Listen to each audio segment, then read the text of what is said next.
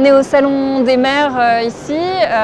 Nous, France Tiers-Lieux, on est justement cette interface entre les institutions, les élus, les porteurs de projets et l'ensemble des dispositifs qui permettent d'accompagner à ces initiatives.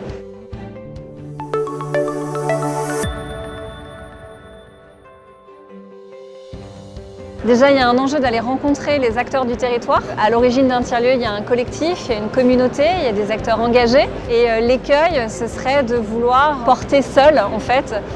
Vraiment, l'intérêt de ces projets, c'est d'hybrider, en fait, une approche publique et privée.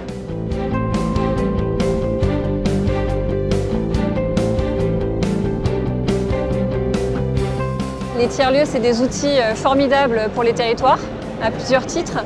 Pour le développement économique dans les territoires, parce que ça permet d'accueillir des télétravailleurs, des entrepreneurs, ça permet de relocaliser la production, notamment via les ateliers partagés. Vous avez un exemple ici avec MEC ici. Ça permet aussi de développer la vie et l'animation locale, notamment parce qu'il y a une forte programmation culturelle.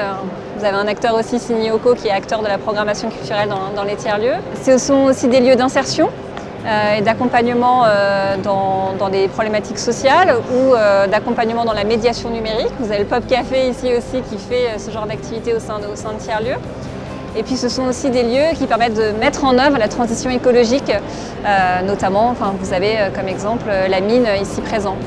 Globalement, les tiers-lieux, c'est des initiatives citoyennes et le rôle de la collectivité, c'est vraiment d'accompagner ces initiatives citoyennes. Donc ils peuvent le faire d'ailleurs de différentes façons. Ça peut être soit en permettant l'accueil et la pérennisation de ces modèles, en mettant à disposition du foncier pour les projets de tiers-lieux, soit en développant des projets avec les tiers-lieux, donc en co-construisant des parcours sur des enjeux d'intérêt général. Et enfin, les collectivités peuvent même être partie prenante en fait, des tiers-lieux, en étant partie prenante de la gouvernance des projets de tiers-lieux. En tout cas, la force de ces acteurs, de ces tiers-lieux, c'est vraiment d'être des projets hybrides, justement, qui croisent public et privé, et où on réunit un collectif autour d'enjeux à la fois économiques et d'enjeux d'intérêt général.